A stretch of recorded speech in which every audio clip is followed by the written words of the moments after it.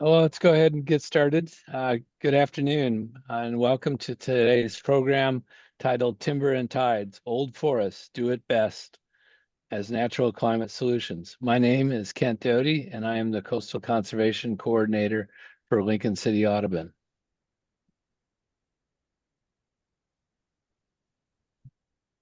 Okay, the screen's not forwarding.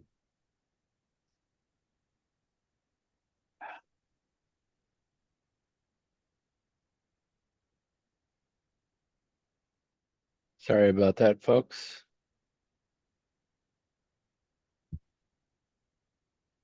A little technical difficulty.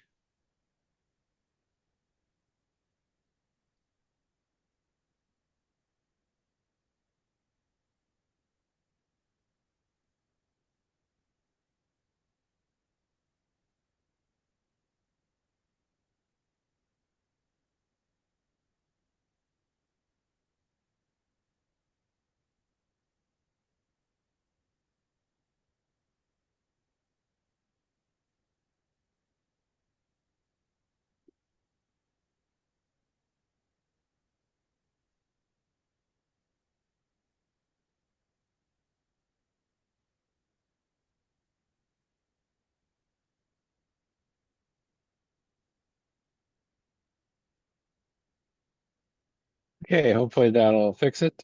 We are delighted to have a number of sponsors for today's program, including the Oregon chapter of the Sierra Club, the Wild Salmon Center, the Mid-Willamette Bird Alliance, and the Oregon Coast Range. Before we get going, also, I want to give a shout out to Nissa Parker and Heather Goebel of Seven Capes, who did all the behind the scenes coordination to make this possible today. This is a webinar, so only the panelists are visible and the audience participants are muted for the courtesy of the speaker. Following introductions, the speaker will talk for about 50 minutes, then we'll open it up to a question and answer period.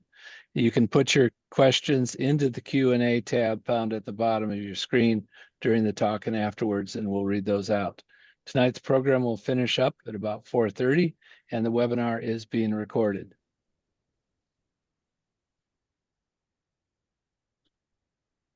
A little bit about who we are. Seven Capes, formerly the Lincoln City Audubon, has been serving Lincoln and Tillamook counties since 2006. Our core programs are education, community science, and conservation action. We provide monthly birding outings and other events. Conservation focus areas include forest practices, rocky habitats, marine reserves, water quality, and threats to birds and wildlife, all viewed through the lens of climate change. Learn more about us at sevencapes.org. This is part of a series called Timber and Tides. Don't miss upcoming seminars, January 8th at 6 p.m. Conrad Gowell will talk about exploring salmon habitat on our coastal streams. Then February 5th at 6 p.m., Dr. Matthew Betts from Oregon State University will speak on managing forests for bird conservation. You can register by going to this link or snap a picture of the QR code and you can use it to go to the registration page. Before we begin, it's right and customary to make a land acknowledgement. Before the period of white settlement, the land and waters that we now occupy on the Oregon coast were home to the Tillamook and Alsea peoples. It is right and just to recognize these sovereign Indian nations and to remember the dispossessions they were forced to endure. Despite these losses, the Tillamook and Alsea people continue to thrive and act collectively as part of confederations. As we engage with wildlife and the environment that surrounds us today, we pledge to learn from these nations within the Confederated Tribes of the Siletz and our neighbors, the Confederated Tribes of the Grand Ronde. We look forward to collaborating on common goals. Tonight, we are really honored to have Dr. Dominick DellaSala, Chief Scientist at the Wild Heritage and former president for the Society of Conservation Biology North America section, as our speaker tonight. Dominick is an internationally renowned author with more than 300 peer-reviewed papers and 9 award-winning books on forests, climate change, endangered species, and speaking the truth to power. Dominick has given plenary and keynote talks at academic conferences, the United Nations Summit, and numerous international climate and biodiversity summits. He's appeared in National Geographic, Science Digest, Scientific American, and more. He was on the White House Council Task Force on Forests, as well as Oregon's Global Warming Commission on Carbon Task Force. Dominick's motivated by his work to leave a living planet better for his daughters, 4 grandchildren, and all those who follow. With that, I'll give a warm welcome to Dominick DellaSala and turn it over to him. And remember to put your questions in the Q&A. Thanks. Thanks, Kent. And thank you for inviting me today. I started my 4 decades career now working on birds. In fact, all my early research was bird motivated, whether it was my master's or my PhD or my postdocs.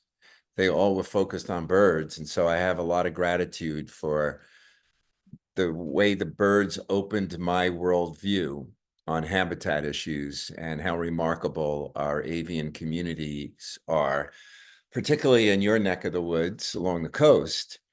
And I have been blessed now for 4 decades of working on forest and some of the most remarkable forests around the planet that for the first part of my career was all focused on documenting biodiversity in temperate rainforest, mostly in old growth ecosystems.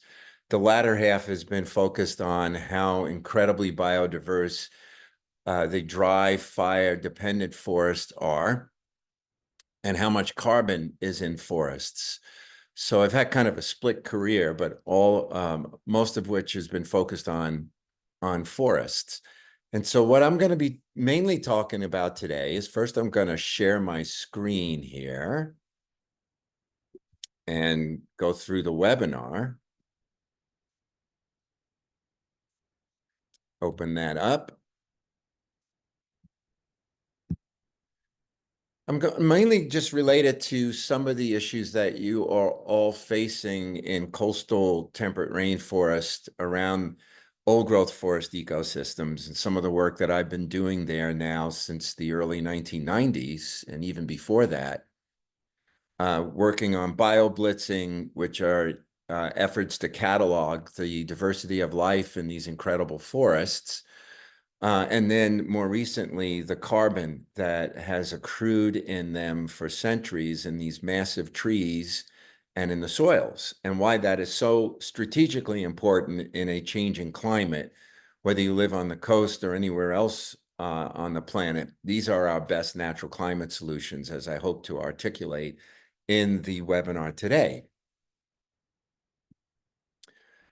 So these old growth forests, regardless of where you are, and I've been to many of them, are wellsprings of life that are embedded in a matrix of human development. Our so-called ecological footprint is massive around the globe, and there are very few of these, what we call primary forests. Those are forests that have not had any industrial activity on them. They could be any age class, but in particular, we're going to focus on old growth as a primary forest of exceptional value.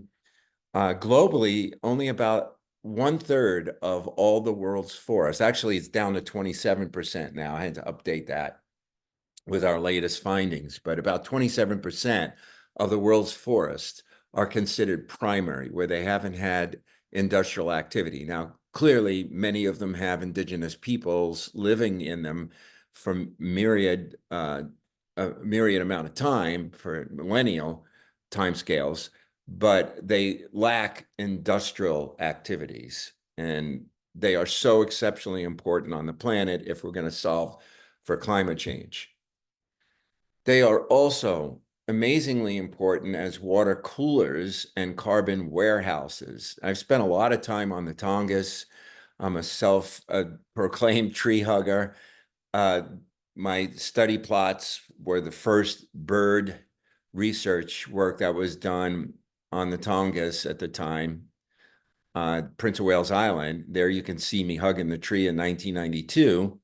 And then I brought the Washington Post up in 2020 that was doing a story on how much a big tree is worth. And I went right back to my study plots 30 years later, and you can see the difference in the tree size.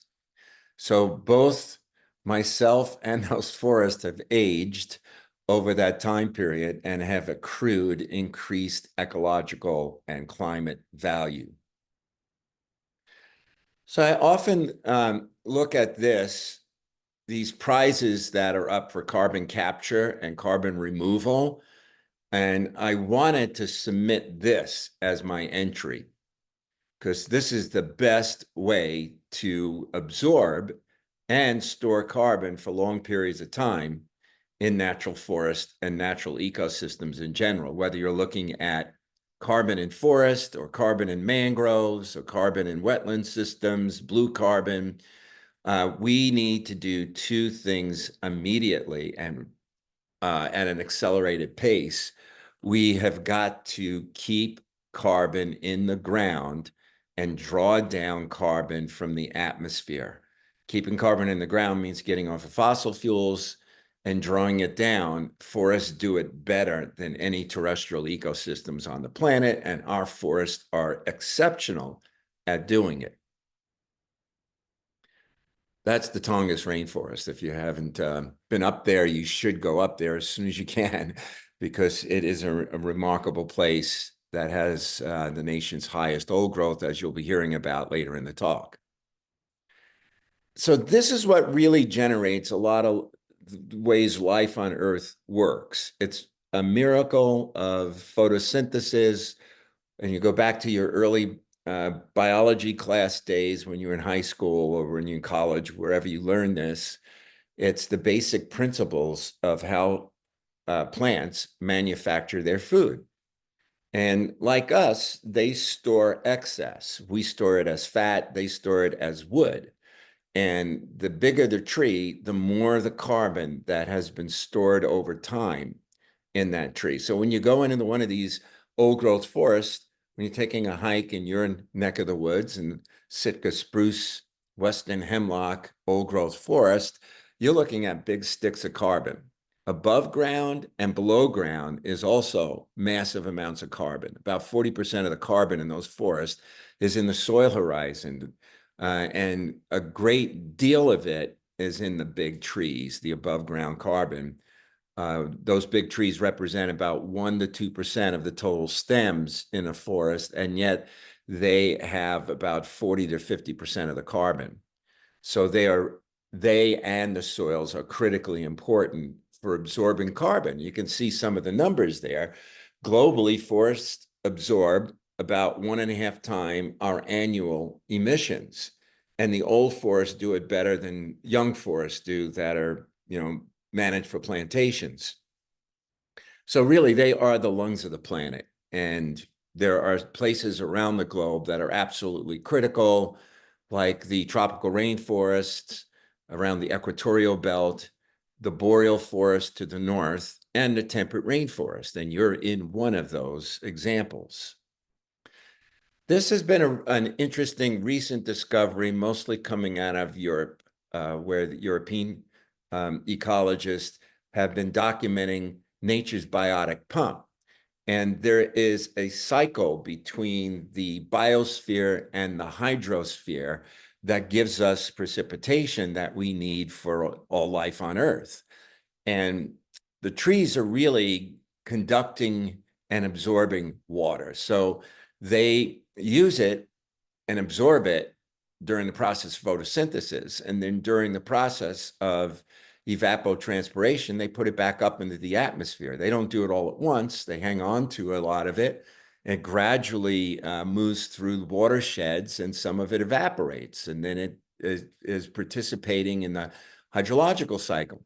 And we know, particularly from the tropics, that when you cut down large sections of tropical rainforest, you change the regional climate. Tropical rainforests have gone through 3 drought cycles, major drought cycles in the last 10 or 15 years, and they're dangerously close to flipping from a sink for carbon to a source of carbon emissions. We are dangerously close to losing the tropical rainforest because of climate change interacting with deforestation, changing regional climates and adding to the climate chaos problem that we're in. And this is mainly because of the disruption in this biotic pump. And in our neck of the woods, we have these complex relationships between the marine near shore, the river systems, and our old growth forests. They're all connected.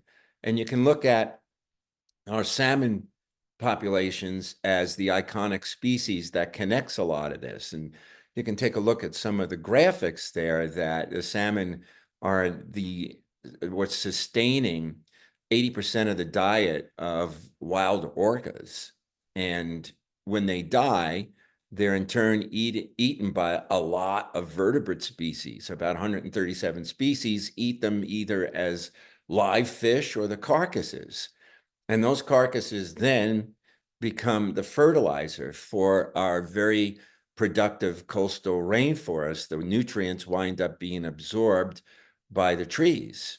And sometimes eagles and other fish-eating animals will carry the fish out to their nest platform, deposit the remains, and are really fertilizing the forest with the nutrients that are needed to then provide productive forests that are good for shading the water in the system so that you've got high quality fish food and invertebrates, and you've got cool streams for fish. So it's all kind of linked together. And of course, we get those benefits through our consumption of salmon, whether it's the indigenous population or the commercial fishery. It's all kind of connected to the health of this ecosystem. So any breaks along along the web of life, could have trophic cascading effects. And we've got to be mindful of when those are likely to happen, particularly how much salmon have declined in our region along the coast would have rippling effects, trophic cascades, if those declines continue to occur, if not for the protections that are in place. So here's an example of what's happened in the lower 48 states. And no one has a really accurate map of what it was like prior to European colonization. But it is thought that on the far left there, that most of our forests were in that kind of virgin forest condition. Well, all of them were, because there wasn't industrial logging going on. And you can see how much there were before colonization. And this graphic was put together by the former Forest Service chief Greeley in 1925. So he was already thinking about this problem of dwindling what he called virgin forest. Because they didn't have any massive logging in it. There were people, Native American people, living in those forests, but they weren't being logged like you see the photos below. So we got down to less than 5% or so by contemporary standards. And we actually got this information in front of President Biden back on Earth Day 2022, where he then directed the federal agencies to do the nation's, quote, first inventory of mature and old growth forest, end quote. I'll tell you why in a minute, why that's in quotations. But this played a big role in getting the president to engage in the importance of these forests from a conservation standpoint. So what we got were a bunch of pledges, some agreements, but really on the ground, what is it amounting to? So let me go through some of these.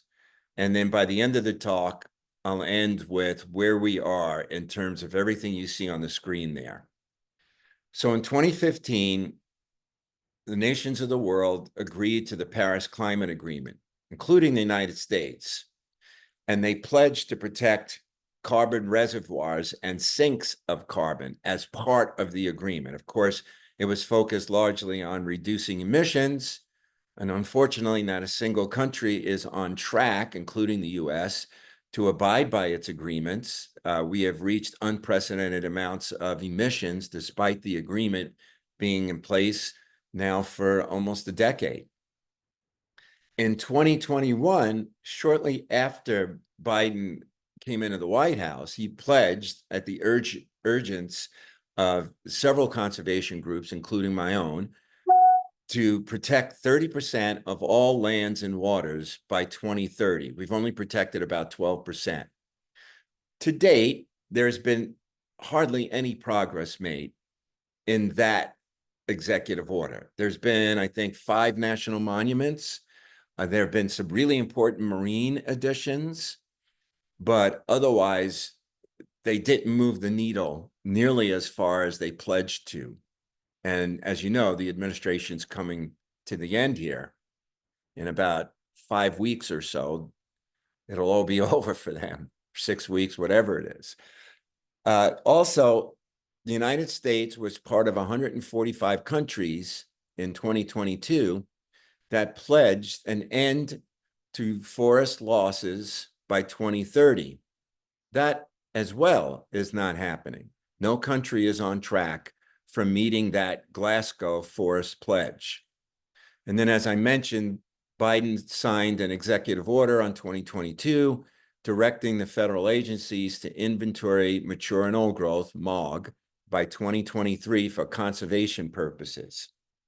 That then led to the National Old Growth Amendment that came out a few months ago.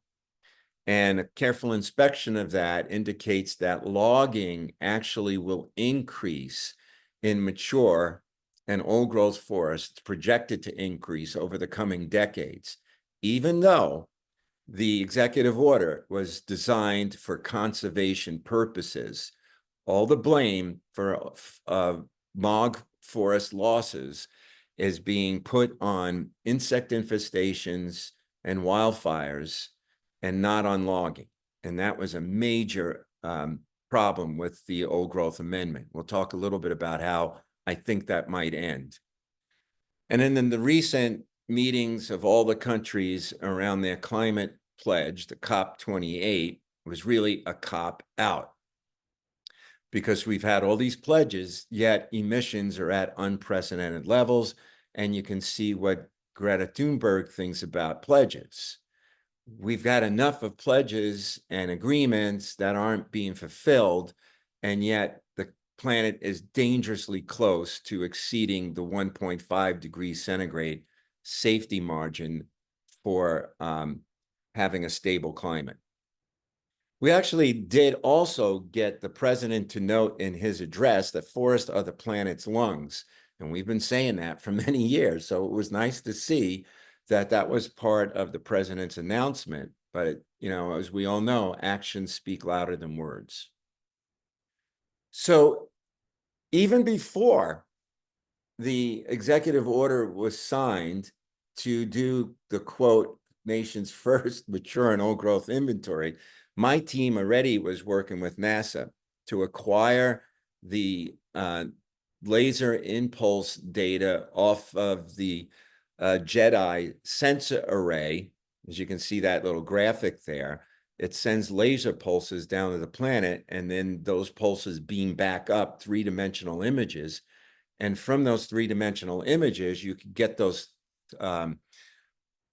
images that you see on the left-hand part of the screen. We know the height of trees, we know the density of the canopy cover, and we know the amount of living above ground biomass from the LiDAR pulse technology. We used that information, which was made available for the first time in 2019 by NASA, to do the inventory before the agencies even started theirs. We already had 2 papers published. And what we did was we were able to get all the mapping down to a 30-meter pixel, which is about 100 feet on a side. We could see individual trees using that pulse technology.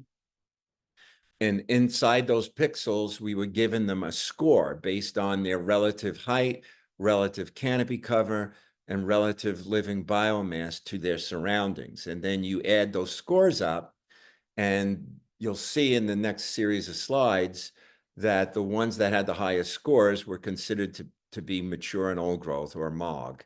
And that was our inventory published in 2022 before the agencies published theirs in 2023. So here is actually the nation's first mature and old growth published data layers. And those were in two different peer-reviewed journals. There's actually a third one that was done last year by Richard Birdsey that included some of my work as well. And we're working on our fourth one now that's going to go out for peer review pretty soon. But what we found in our inventory, and we only focused on the lower 48 on the left, and then we did a separate one on the Tongass on the right. But on the left, the nation's mature and old growth forest inventory is about 65 million acres on federal lands. About 36% of all the structure classes, young, intermediate, mature, and old growth, were old growth, or MOG. Compare that to the federal inventory that you see just below it. They got about twice as much as what we did. The difference for that is they also did Alaska. We did Alaska separately, and you add up our Alaska inventory, it bumps it up to about 70 million acres, but we're still short of what the agencies did. And I think the reason is we used a remote sensing that was also verified with plots for to make sure that our classifications reflected on the ground conditions, but the Forest Service used their forest inventory and analysis plots, and they used different criteria. And so they got more than we did. They got more of the open areas than we did. They got pinyon pine, juniper stands classified as MOG, and we didn't because we were looking at canopy density, and those forests tend to be open. So somewhere in between is the true answer. So it's good to have this information because now it establishes a contemporary baseline from which you can determine how mature and old growth forests are doing over time, because we now have a pretty good inventory base. And actually part of the only good thing, I think, one of the only good things that came out of the National Old Growth Amendment was the Forest Service was going to set up a periodic inventory of the nation's old growth forest. And we were hoping to play a role in that from a lot of the different independent labs that are out there that are doing these kinds of remote sensing. But we'll see what happens next. Our maps also can be displayed like this for each region of the country, the lower 48, and then Tonga's separate. We've got these maps, and the green that you see are the old forests that are located in each of those regions. Now, of course, you guys are in the upper left, and you can see a lot of this is focused on what we would consider the Northwest Forest Plan area, and I'll mention that in a bit. But there are other parts of the country that also have MOG, and it's distributed, it's widely scattered, it's not as concentrated, with the exception of the Northern Rockies and the Pacific Southwest. The rest of the country is pretty dispersed. Okay, so now let's get back to the first executive order. Thou shalt protect 30% by 2030. There are other campaigns out there like E.O. Wilson's Half Earth Project, protect half of the planet. And then there are those of us that say we need to protect 100% of all our mature and old growth forest. So you see the horizontal lines drawn there for the 30%, 50%, and then 100%. Those different color schemes reflect different land uses. Pay attention to the dark green and the lighter green. Those are considered protected areas. GAP 1 are based on the USGS protocol of GAP status designations, pertain to things like wilderness and national parks. GAP 2 would be like a wildlife refuge or a national monument. GAP 2.5 would be like a roadless area, which is not fully protected, but it gets some status. Gap 3 is multiple use lands. Gap 4 is pretty much private. All bets are off. So if you go to the left part of that, you can see where the Forest Service, National Forest, and the BLM stand. Add the two green numbers and you come up with 23%. Only 23% of MOG is protected on National Forest and BLM lands. Now you throw the roadless areas in there. If they are fully protected, you bump it up. Especially on National Forest, you can get above the 30% target, but that requires additional protections in order to fully count. So when you look at what's outside the protected areas, about 50 million acres of federal MOG are at risk to logging using my team's inventory. If those forests are logged over the coming decades, it would contribute to 9% of the nation's total emissions. Now, state lands do pretty well, but there's not much MOG on state lands. And as you know, Oregon doesn't do that great when it comes to state land forest protections, but this is national in scope. Now I'm going to switch gears and talk to the first carbon inventory on the Tongass rainforest in Alaska. My team did this before we published the national assessment. And those colors that you see there are carbon density amounts that are derived from both a combination of remote sensing and on-the-ground plots. And those yellow colors are the real carbon dense, carbon rich areas. And those are mostly in roadless areas and in old growth forest. About 96% of the carbon on the Tongass is tied up in roadless areas and old growth forests. And the Tongass is extraordinary. It's one of the last wild rainforests on the planet. There's more than 5 million acres of old growth. It has 16% of the nation's total roadless areas and 20% of the nation's total national forest carbon. And as mentioned, most of that is in old growth and roadless areas. That is the one thing the Biden administration did for forests that was good, is they restored the protections for roadless areas that were removed by the Trump administration. And they put the old growth transition back on track. So what's happening on the Tongass is they are transitioning out of old growth logging into second growth forests. And we played a key role in moving that transition along during the first Obama administration that then was derailed by Trump and then put back in place by Biden. So there's kind of this ping pong back and forth tennis match happening on the Tongass that will probably happen again, unfortunately.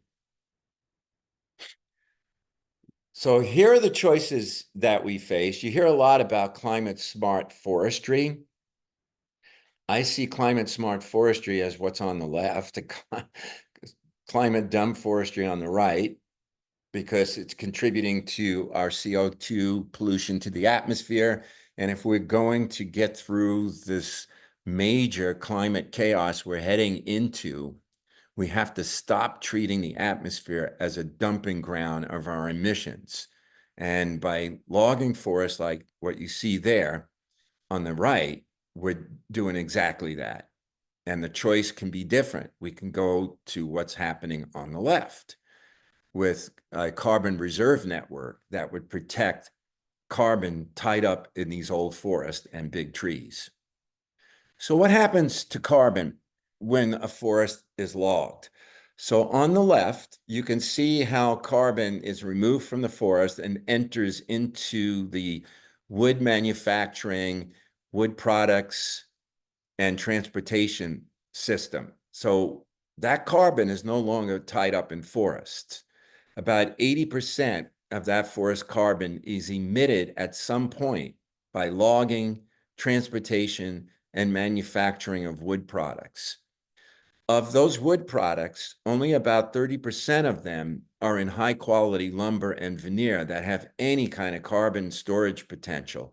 So you've already lost about 80% of the carbon. The 20% that's in wood products is pretty small because only 30% of those wood products are in high quality lumber. The rest of it's in paper and pulp, and that has no wood product storage capability at all. You don't make up for this by planting trees. You don't make up for it by storing carbon in buildings instead of using steel. You don't make up for it for decades to centuries. That's why I call it climate dumb forestry, because it's polluting the atmosphere with carbon. On the right is climate smart forestry, which old forests store a lot more carbon over time than plantations do. The largest trees and soils, as mentioned, have about 80% of the forest carbon. And as the trees get bigger and bigger, their rates of carbon accumulation increases. And when you get carbon, you get biodiversity, you get clean water, you get recreation, and you get the basket of ecosystem goods that come from climate smart forestry that protects these older forests for their incredible values that we're getting. Okay, so the other thing that my team has been doing is looking for proposed climate refugia. Are there places that, despite the rapid acceleration of climate change on the planet, that might maintain microclimate conditions and that might maintain the conditions that would sustain some of the biodiversity? I kind of put that figure there, a little cartoon there at the bottom there, where you can see the guy counting the rings. Yeah, it survived fire, but not the kind of logging that those forests have been faced that could be instead climate refugia. And we think those refugia conditions are likely to be in north-facing slopes, low to mid-elevation landscape linkages that allow movement of wildlife up and down elevations and up in latitude and across in elevations, valley bottoms, particularly functional stream corridors, and coastal areas, especially the Tongass rainforest to the north. Those are the best conditions at climate resilience, especially in places that have a lower human ecological footprint. That's the only thing we can control or contain, is our own footprint. How much activity is occurring in those forests will tip them towards a cascading trophic effect versus keeping them in place as strongholds. And we already know that these older forests have cooler temperatures, tend to burn in lower fire severities. It's where a lot of the wildlife are going to find habitat, and they also support the conditions for salmon. One example of this is the Black Ram project area in northwest Montana, which we helped conservation groups there win a lawsuit because the Forest Service didn't consider the logging emissions in their mature and old growth logging operations, in addition to grizzly bear habitat. And the judge put a stop on a massive amount of old forest logging that would have happened in northwest Montana. Now, it's not out of the woods yet. Instead of doing an environmental assessment, the judge ordered an environmental impact statement. So it's to be determined what happens to that area. And we have success stories like this, and you're going to see a film at the very end where we have an opportunity, regardless of what the political climate is, to do some really creative rewilding. And that's happening. It happened on the Elwha, and it's happening now on the Klamath with the removal of the 4 Klamath main stem dams, which is a big success story. So even though the passage of political time goes, you still have these success stories from dedicated people on the ground that have been working on these for decades in some places, in some cases. Okay, I'm going to shift now to what I see happening in our region. And by our region, I mean anywhere from the Klamath-Siskiyou over to the coastal rainforest in Oregon all the way up to Washington. And this happens to be an aerial photograph of one of my Alaska Airlines looking out the window while getting ready to land in Medford. This is a satellite processed image that comes from the Global Forest Watch program. What you're going to see is how I'm going to advance this through time from 2001 to 2023. So the blue are areas where forests are gaining. The red are areas where forests are being lost. And by loss, which I have a problem with, they are looking at fire and logging. They haven't separated the two out, and there are big differences. So keep that in mind, that a loss to a fire is not the same thing as a loss to a clear cut. So I'm going to click on this. It's going to take us to the website, and then I'm going to have to get back into the PowerPoint. Okay, you should be able to see that. I'm going to just pull it over to where we were looking at that image. Keep zooming in. And right there, that big red spot you see there is the Kalmiopsis, the Biscuit Fire of 2002. But we're going to start with 2001. Now watch what happens to the color scheme with mostly red spreading across the landscape.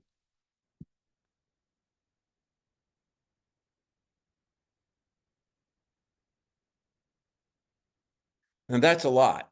And you can see the BLM checkerboard in there quite clearly. If we could just zoom in a little bit further, all of that BLM, it looks like, you know, God's playing checkers over here with all of this BLM checkerboard ONC land that is getting hammered. And again, the Kalmiopsis was down here, and it picked up the biscuit burn in 2002, which I don't think you can include as a forest loss. And hopefully over time, the technology will improve to separate the true loss from logging from that of wildfires, because forests come back after a fire. And some of them are as diverse as an old growth forest, even when they burn severely, if it's not a plantation, that is. Okay, so I'm going to get out of that and back into the presentation and move on to the next slide. I just wanted to show you how quickly things change. And of course, the big canary in the coal mine, so to speak, is the spotted owl. And on the left, we've got spotted owl, and that has undergone a serious decline in its habitat. And it's not just that species, it's over 1,000 species, including salmon, that share that old forest habitat. And populations are winking out across the region at an alarming rate. And fire is being falsely blamed, even though the studies that have been done have shown spotted owls will remain nesting and foraging in severely burned forest if they are not salvage logged.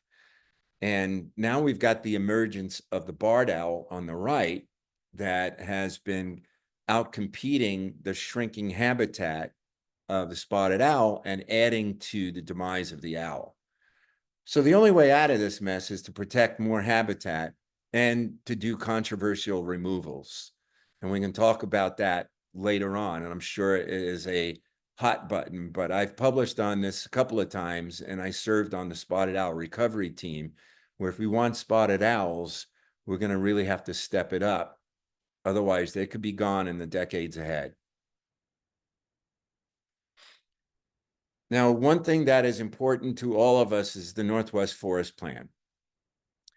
And in 1993, that was a landmark global example of ecosystem management and biodiversity conservation.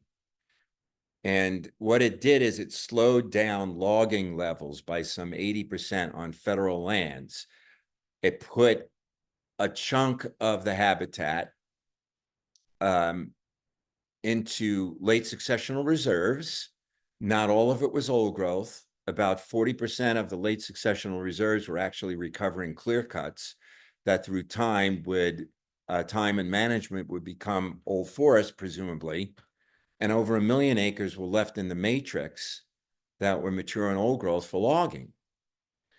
And so far, the plan has been a success story in part because the rate of recruitment of MOG into the reserves is above the rate of loss from fire and insects. Now, climate change can shift that, particularly as more fires occur in our region. But as we talked about previously, these old forests tend to burn in lower fire severities compared to plantations, like what you see in that satellite image of BLM checkerboard lands. Those are the places that burn the hottest. We've seen some modest aquatic improvements from the Northwest Forest Plan, and we've seen the entire region on federal lands shift from a source of carbon pollution to a sink for carbon.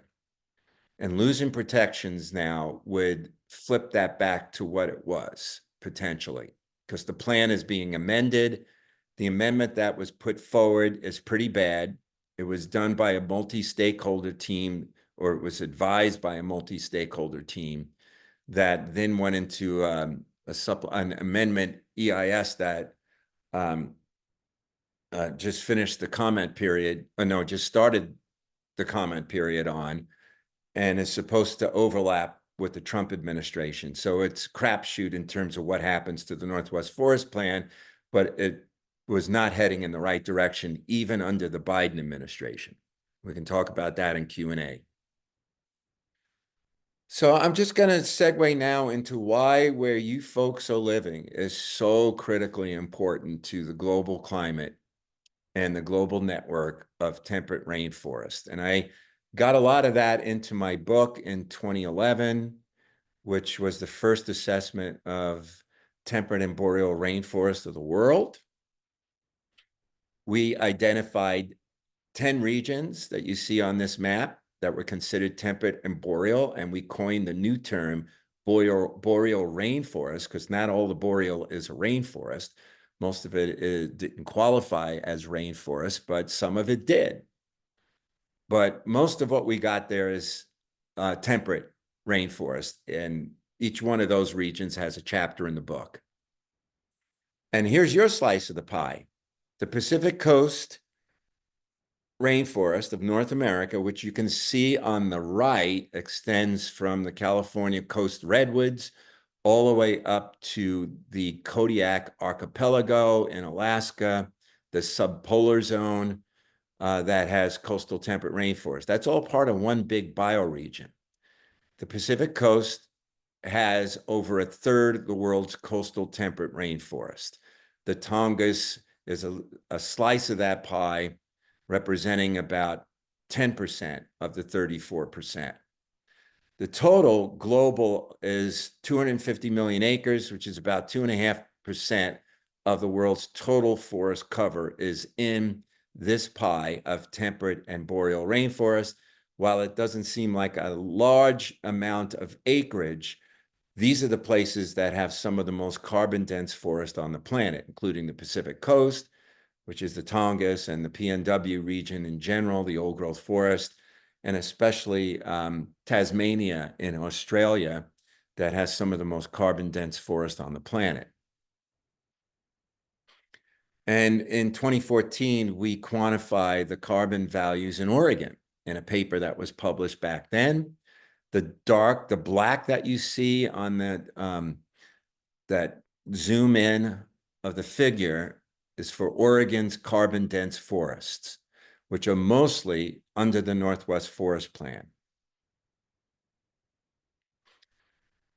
Okay, so we are in a very serious crisis mode right now. In the blink of an evolutionary moment, we could lose over 2 million species on the planet if our increasing human ecological footprint continues to push the planet beyond safety thresholds. So we're all asking this question, what can we do about it? We've got to solve the climate chaos problem. It's simple. We know where it's coming from. It's serious and is going to get a lot worse if we don't solve it. And solving it means keeping dinosaur carbon, so-called dinosaur carbon, in the ground. And it means storing more atmospheric carbon in natural ecosystems while we lower our ecological footprint. This is the only way out of this mess. And we made a full court press over the last 4 years of this Biden administration to get mature and old growth forest and roadless areas full protection. And you can see some of the articles that came out, including those that were directly relevant to old growth forest in the Pacific Northwest. There was a really beautiful story that was done by Manga Bay. And if you query that, it was done in September of the PNW old growth forests. And then a bunch of other articles that were coming out that we were getting in front of the Biden administration to do something strategically important and bold at the level and the scale of the original roadless policy. That's what we were looking for. And really what it's going to come down to, independent of who's in the White House and how difficult the political stakes are, we still have all of these heroes that have been advocating for the planet, advocating for natural areas and for indigenous connections, reconnections to these incredible places that we are destroying. I like this slide because it says on the one hand, on the left, it's kind of comical, but true. Every disaster film begins with a scientist being ignored. And we have to stop that from happening by paying more attention to scientists. And it's not just any science, it's peer-reviewed, evidence-based conservation science that we're after. I think in terms of at least one part of our response, that really has to be the cornerstone of what we do to hold the line on what's going to happen in the next 4 years and advance protections thereafter. Of course, grassroots activism is central in any of this. And it's not just grassroots activism, but it's also scientists taking a stand. I wrote a book back in 2020, Speaking Truth to Power, that had all kinds of examples of scientists that were involved in advocacy. And it includes a chapter written by James Hansen, the Goddard NASA scientist that was the first person to testify in the US Senate, warning the administration at the time of climate change. This is back in the 1980s, when we were close to actually having legislation, but it was blocked by the Reagan administration. On the right, you see the Alliance of World Scientists that was started out of Oregon State University by Bill Ripple. And in 1993, when I spoke at the Earth Summit, the UN Earth Summit, there was 1,000 scientists that signed a letter warning humanity of what we were doing to the planet. Now, Bill Ripple started that up again, and he did a second letter that came out, I think 3 or 4 years ago, that now has 27,000 scientists from 180 countries warning about the dangerous situation we're headed into. Now, you can do your part through grassroots activism and also looking at the various carbon footprint calculators that are out there to lower your emissions load and keeping a positive outlook regardless of what's happening. So yeah, things are not getting worse, they're just getting uncovered, right? And so we know the importance of these places more now than we ever have as scientists, as activists. Now, clearly indigenous people have known this even before the scientific community got out there, but we've got to get our decision makers to recognize these values. Instead, we get this, and I'm just going to let you read those two captions there, the cartoon on the left and the statement on the right, because this is really the challenge that we're headed into in the next 4 years.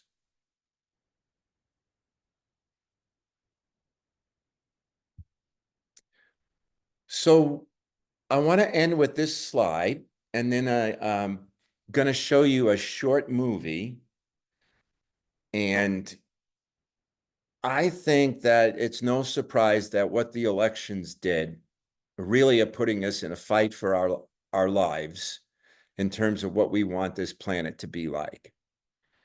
There's all kinds of threats that are on the horizon. The Project 25 agenda, the Northwest Forest Plan rollbacks, the plan is being changed. A lot of the protections are going away. The National Old Growth Amendment was really a failure. There were a couple of good tidbits in it, but it wasn't what we wanted it to be. I think you're going to see a rise in the cut levels on all the national forest and BLM lands. You're going to see more categorical exclusions going forward. There's threats on the Tongass. It really is going to be a difficult time, to say the least. I'm going to pause just for a minute and ask, how much time do I have to show this this clip from the film? So that'll let me know when I can cut it off. So Ken, you want to give me a time check? About 5 minutes would be great. We can All go right. into Q&A then. This film is being featured in a lot of film festivals, and I played a small part in it, but I wanted you to see it so we can end on a positive note. And we're back. Commercial first. Down the barrel of a 4:55 meeting.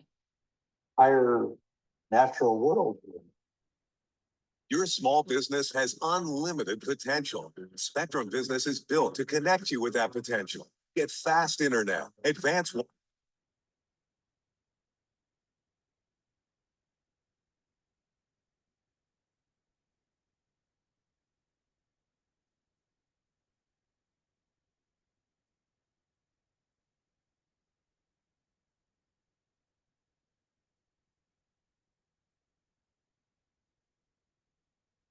The Elwha watershed is a rich rainforest. It's dripping in precipitation most of the year with huge sword ferns and moss all over the trees. When I bring people here, I see something click in people's heads that brings joy and understanding. It can't be taught. It's something that has to be felt. We decided this is where we want to live. This is where we want to die.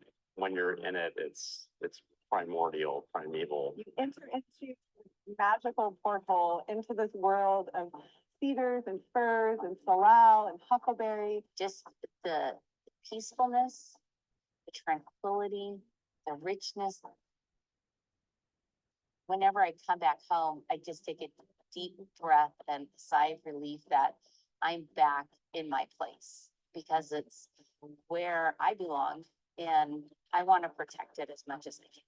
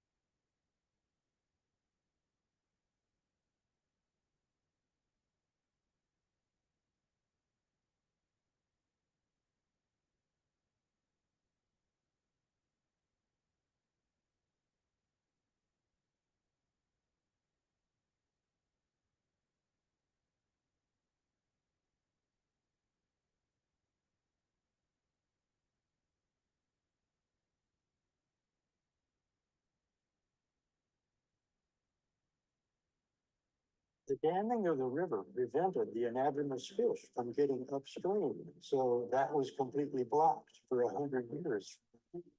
So the whole watershed is now coming back to life.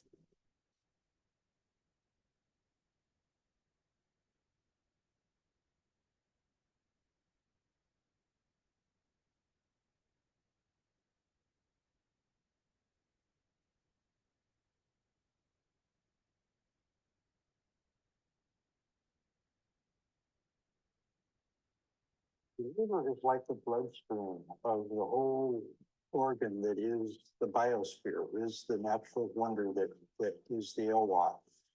And so it has to have its nutrients in it. It has to be rich. It has to have the organic matter that it brings in, that the salmon bring in from the ocean. And that does build the entire natural world here.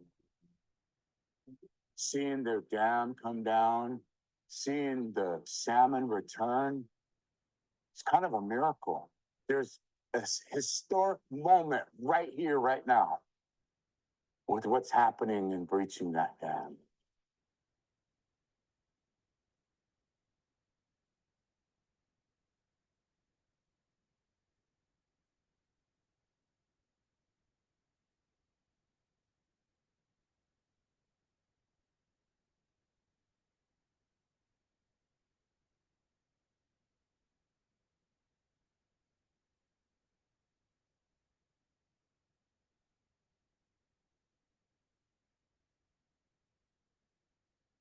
What we're dealing with is a death by 1,000 cuts.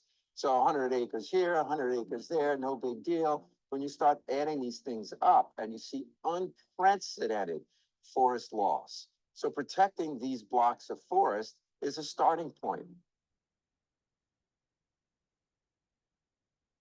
It came to our attention about a year and a half ago that there was going to be some logging occurring very close to the river, over 100 acres. And we tried to stop it. A legacy forest is a forest that was never logged by machine. So it may have been logged by hand equipment back around World War II. There's nothing wrong with being from the timber community. Everybody needs a job. At what cost? At what cost? Logging is certainly a part of this community and it's something that is going to continue. So what we're advocating for is not to halt all logging. We are advocating for the protection of these last remaining critical forests in critical locations and that are structurally complex and biodiverse.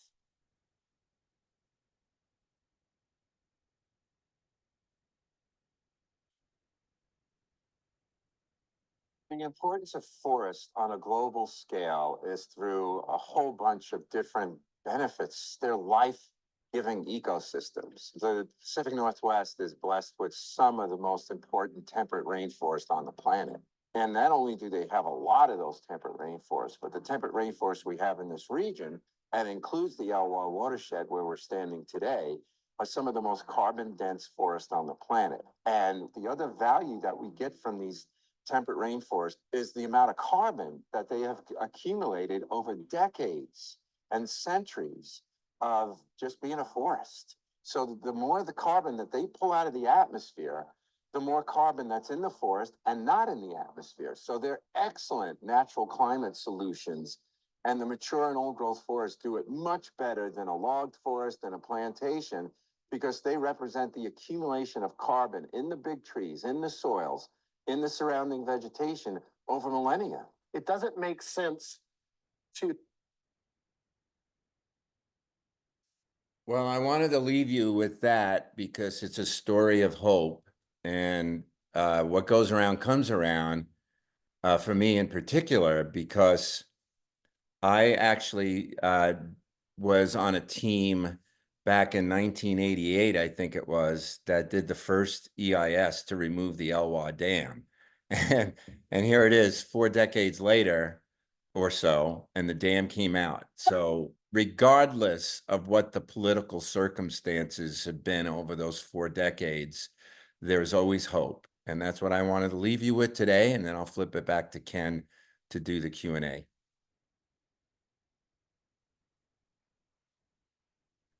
Thank you so much, Dominick. That was truly a lot of information and well presented, a lot for thought. Now we've got some questions in the Q&A. Nissa, do you want to take a lead on reading the Q&As? Sure. So we've got a good few questions, starting at the top. Any movements to re-examine right to farm laws in the state to end the use of spraying toxic herbicides to clear cuts? That one I'm gonna have to punt on because I'm not really involved in that issue. So maybe somebody else can take that one on, either yourself or Ken. I think I'll move on to some questions that speak directly to what you were talking about during the presentation. So what do you consider climate smart forestry? Is it more than increasing the age of harvest? And this is from Carol Valentine. Yeah. I think climate smart forestry has to be anchored in protecting carbon stocks that are in the older forest. And there are three ways you could do it. I mean, if you're on federal lands, you want to protect all the mature and old growth forest and allow the mature to become old growth through a process that's called proforestation. And mature forests are only a few decades removed from having the full attributes of old growth forest, and they need that time to age properly into old growth conditions as they absorb more carbon. So that has to be an anchoring point. And then any kind of forestry that would happen, anytime you take trees out of the forest, you're taking carbon out of the forest. There's no way around that. But you can limit how much carbon you take by leaving the big trees in place, by not doing clear-cut operations, by extending rotation ages. All of that's important, but it has to be anchored on a reserve network that takes the old forest, mature and old growth forest, and roadless areas and intact watersheds off the table. I'll give you an example. On the Tongass, in 2009, we approached the Obama administration with, hey, it's time to end the old growth logging program on the Tongass. It's the only national forest that's cutting old growth on an industrial scale. Why the heck are you still doing it? And they said, well, we need 30 to 40 more years of old growth to transition into second growth because the trees aren't old enough in those second growth forests. And I said, well, where's that number come from? And no one can give me an answer. So we sent a bunch of field crews out there. We inventoried the second growth. We ran it through sustained yield projections and showed the agency that they could certainly meet the wood supply demands and a smaller logging footprint in those younger forests that were 5 or 6 decades removed from the prior logging that could now sustain the industry without taking a stick of old growth. And that transition could be happening everywhere on the national forests. The Siuslaw National Forest was one of the pioneer forests that started implementing the Northwest Forest Plan back in the day when Jim Furnish was the supervisor. And they got a lot of flack for doing it, but they were able to get out of old growth forest logging. The challenge is to do it while you still have old growth. If you wait too long, then you don't have much left to protect. So the only way to do climate smart forestry is to make sure you're grounded in these reserve principles and that you're not taking big trees when you're doing any logging operations. Hopefully that answers the questions. I'm also going to take the one above it on the hemp because we have got to reduce our consumption of wood fiber.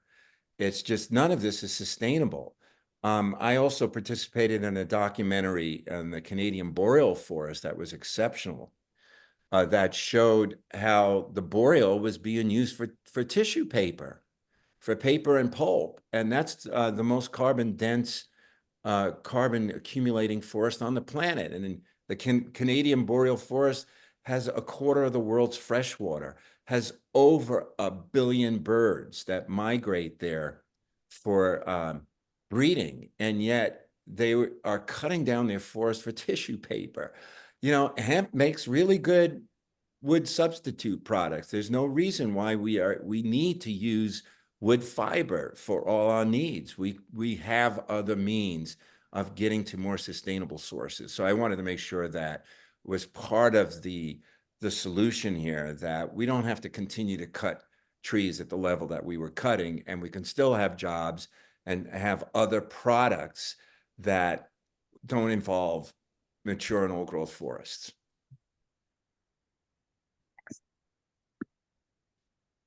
Next question, this is from Janice Watkins. You cite inappropriate fire management. Can you explain what this means and the science behind it? Does it vary by forest type? For example, oak woodland in Sonoma County? Yeah, I think oak woodland is a perfect place to do prescribed burning, cultural burning practices. Those are certainly more ecologically focused. I think, though, when you start getting into the dry forest, like in the Cascades and the Klamath-Siskiyou, where they're talking about removing massive amounts of biomass from the forest through thinning operations, and they're using large trees to pay for those thinning operations that are going to open the canopy too much, overventilate the forest, dry out the understory, and actually contribute to bigger burns. That's what inappropriate means. I did a paper back in 2022 in the journal Biological Conservation that used the analogy of Sisyphus, that the Forest Service has become contemporary Sisyphus, thinking that they're going to solve the climate fire-driven problem by increasing logging, which is going to put more emissions into the atmosphere and contribute to this dangerous feedback that we're on.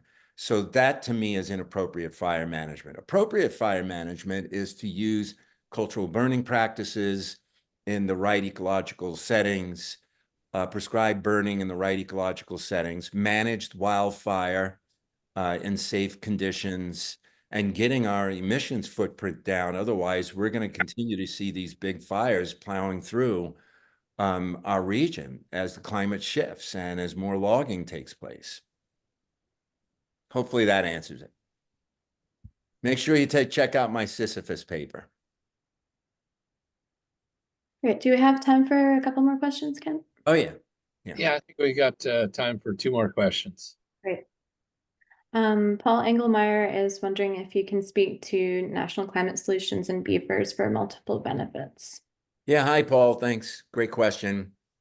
Yeah, we need more beavers in our streams. Slow that water down. And they're really good engineers at retaining water and slowly releasing it in the watershed, because water is going to be increasingly vital in a changing climate, especially in areas that are experiencing more droughts. And as you all know, it's great bird habitat. When those little beaver ponds are in place, there's all kinds of herons, and it's just chock full of birds. It's really cool to see so much biodiversity around the architectural design of the beaver.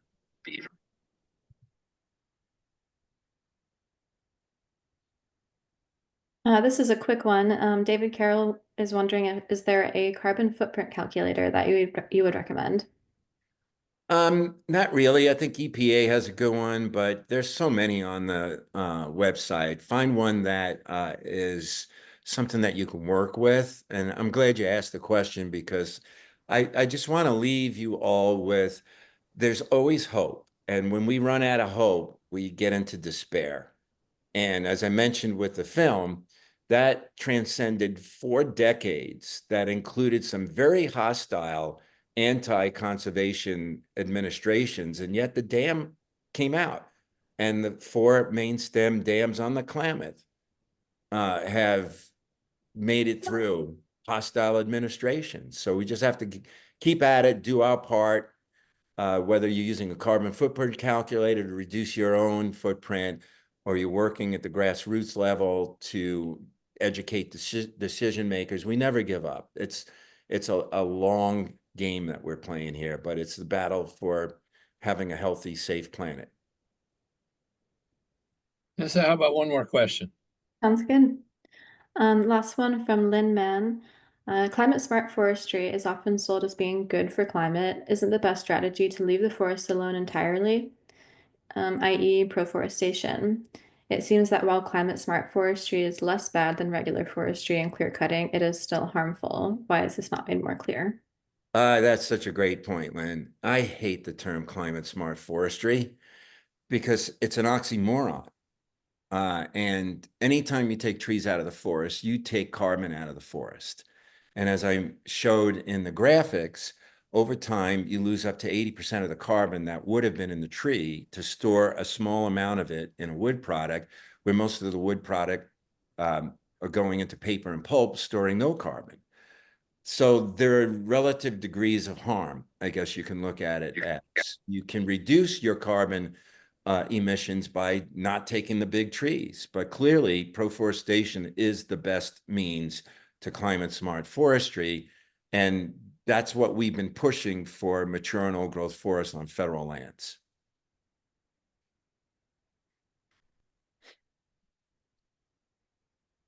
Well, thanks so much, Dominic, for the presentation and answering questions. If you are interested in learning more, I encourage all of you to go to sevencapes.org. We've got Take Action as well as information about what's happening with forest management. And we'll be posting this recording of this session. So if you have friends that missed it or you want to watch it again, because there is a lot of information to absorb, we'll have it up posted with a link on our website, sevencapes.org. I also want to mention on our website, you can get more information about forest management. Also, the U.S. Forest Service is having a webinar this Thursday on the draft environmental impact statement for the Northwest Forest Plan. So if you want to, the comment period is now open on that. And if you want to, that's a great opportunity to engage. Encourage all of you to look into the Northwest Forest Plan. I will post in the Q&A a link to the webinar that Forest Service is putting on. But again, thanks so much for everybody to participate in today's webinar. I certainly learned a lot and enjoyed the presentation. I hope you did as much as I did. So with that, Dominic, any last closing statement you'd wish to make? Yeah, there were a couple other questions in the comment, the chat box. So folks have my email address if they want to reach out. I'm happy to take the other ones that didn't have enough time for. And thank you so much for inviting me, and enjoy the holidays and get ready for the fight of our lives.